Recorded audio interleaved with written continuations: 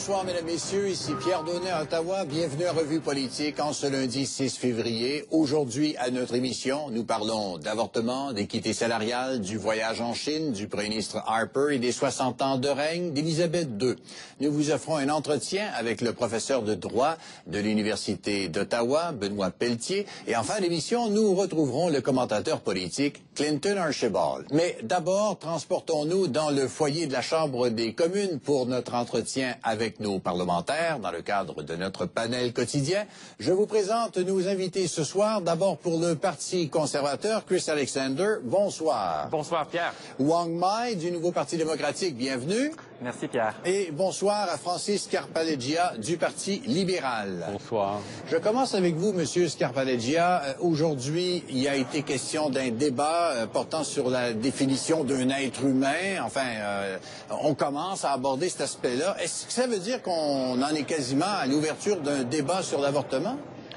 Bien, c'est évident que M. Woodworth désire ouvrir le débat et qu'il y en aurait d'autres, évidemment, au sein du caucus conservateur qui aimerait ouvrir le débat. Mais c'est pas clair, à notre point de vue, ce que M. Woodworth, quel sera son prochain geste. Je ne crois pas qu'il ait une motion déjà déposée.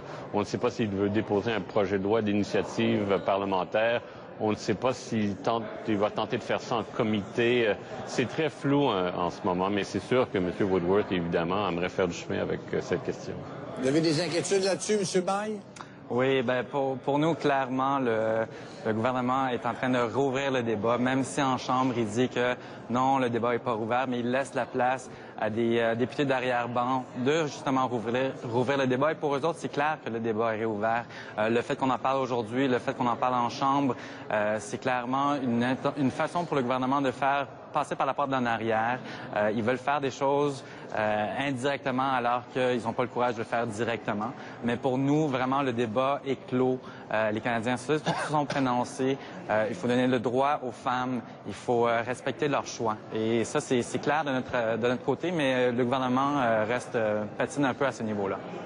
Justement, M. Alexander, aujourd'hui, M. Nicholson en Chambre a quand même très clairement dit qu'il n'est pas question de rouvrir le débat. Absolument. Pierre, ça reste notre position. On est très flattés que l'opposition soit si intéressée à suivre toutes les déclarations des membres de notre caucus de si près. Mais on a été très clair la semaine passée par biais de la déclaration du Premier ministre, aujourd'hui par biais des déclarations du ministre Nicholson et aussi de Rona Ambrose, ministre responsable du statut de la femme. Le débat ne sera pas réouvert par notre gouvernement. Et c'est une position ferme. On comprend que l'opposition aimerait semer la doute là-dessus, mais il n'y en a pas. Et la loi reste ce qu'elle est au Canada et on n'a pas l'intention de changer quoi que ce soit. Si on passe à un autre sujet, les pensions. Monsieur Scarpaleggia, votre chef aujourd'hui a dit s'il y a des changements, il ne faut pas que ça arrive avant 2015. Expliquez un peu la pensée derrière ça. Et c'est évident, on n'en a pas parlé pendant l'élection qui a eu lieu il y a quelques mois. Et là, on sort avec cette idée de modifier le système de sécurité de vieillesse. Autrement dit, M. Harper n'a pas le mandat de faire ce qu'il veut faire. Et tout ce que M. Ray est en train de dire, c'est qu'il devrait attendre à la prochaine élection pour aller mettre ça devant le peuple et demander un mandat clair et voir ce que la population canadienne va dire à ce moment-là. Monsieur May, comment vous percevez ce qui s'est encore dit aujourd'hui à la Chambre des communes? Parce que clairement, il semble qu'il n'y aura pas de changement dans l'immédiat, que ça serait plutôt pour peut-être 15, on peut imaginer 15 à 20 ans. Comment vous vous sentez dans tout ça? Bien, écoutez, il y a le gouvernement, le premier ministre qui fait une déclaration à Davos qui sème un peu le doute par rapport à ses intentions. Nous, on est clair. C'est pour ça qu'on a mis une motion de l'opposition. Ce soir, on va voter là-dessus. On veut pas que le seuil d'admissibilité passe de 65 à 67 ans. Et on veut clairement que le gouvernement lutte contre la pauvreté chez les aînés. On a un trop gros problème à ce niveau-là.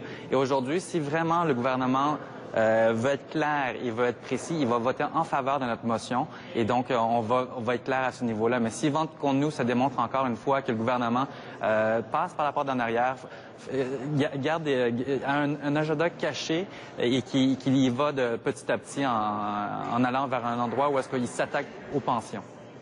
M. Alexander, si je peux dire, en fait, c'est que la pensée du gouvernement, c'est que c'est absolument pas pour tout de suite. Tout à fait. Et je pense qu'on est en train de réussir notre affaire, Pierre, en rassurant les aînés d'aujourd'hui et ceux qui s'approchent à la retraite, qu'ils ne seront pas affectés par quelque réforme que ça soit. On va protéger leurs bénéfices et les programmes tels quels pour eux. Mais pour ce qui a des générations à venir, il y a vraiment un débat à avoir. Il y a 60 ans, lorsqu'on a lancé ce programme, le seuil d'éligibilité était 70 ans et on l'avait réduit au début des années 60 à 65, à un moment où il y avait 7 travailleurs au Canada pour chaque retraité. Depuis ce moment-là, les gens, l'attente de vie, de longueur de vie chez les Canadiens a augmenté par plus qu'une décennie. Et on fait face à une situation maintenant où, d'ici 20 ans, il n'y aura que 2 travailleurs canadiens pour chaque retraité. Donc, il faut vraiment réfléchir aux chiffres, faire l'analyse, le bilan de la situation et introduire les réformes qu'il faut pour protéger ce programme très, très précieux pour les générations à venir. Et c'est ça que le gouvernement se propose de faire. Et je pense que les Canadiens et les Canadiennes nous comprennent dans cette volonté de réformer un programme important pour faire en sorte que le déficit soit éliminé. Et c'est ça notre mandat. Monsieur Ray, ce n'est pas surprenant, il a toujours favorisé une fiscalité déficitaire. Son gouvernement en Ontario était désastreux à cet égard. Monsieur Alexander nous dit maintenant que le mobile, la raison, c'est d'éliminer le déficit à travers cette réforme, mais ça va à l'encontre de ce que son propre gouvernement dit. Ils nous disent... Pour ne pas avoir de déficit à l'avenir. Que ce n'est pas une espèce de moyen d'éliminer le déficit. Alors, maintenant, ce que les conservateurs sont en train de faire, là, M. Alexander vient de parler du déficit, justement, s'attaquer au déficit. Ils sont en train d'accorder des réductions d'impôts aux grandes entreprises. Ça nous coûte très cher au niveau des revenus du Canada. Et maintenant, comment ils vont faire pour compenser ça? Donc, comment faire pour payer tous les crédits d'impôts qui sont accordés aux pétrolières et tout ça? Ils veulent s'attaquer aux pensions, il faut s'attaquer aux aînés. C'est vraiment une question de priorité. C'est clairement le fait que les conservateurs démontrent qu'ils ne veulent pas mettre l'avant la priorité des aînés et ne veulent pas lutter contre la pauvreté chez les aînés. Ils pensent simplement à leur déficit et simplement à accorder des crédits d'impôt aux grandes entreprises. Mot de la fin là-dessus, M. Alexander? Pierre, le NPD a fait preuve d'une tendance vraiment très dérangeante de s'attaquer à la vraie chair de l'économie canadienne. Il ne favorise pas le développement de nouveaux emplois dans le secteur de l'énergie. Il ne favorise pas un fardeau fiscal pour les compagnies qui favoriserait la création d'emplois à l'avenir. Si on laisse le programme tel qu'il est maintenant, ça va nous coûter 3 fois plus cher d'ici 20 ans que ce que ça nous coûte maintenant. Ça va mener à un déficit. Les Canadiens et les Canadiennes ne veulent pas que le gouvernement fédéral soit incapable de gérer ses finances de façon responsable.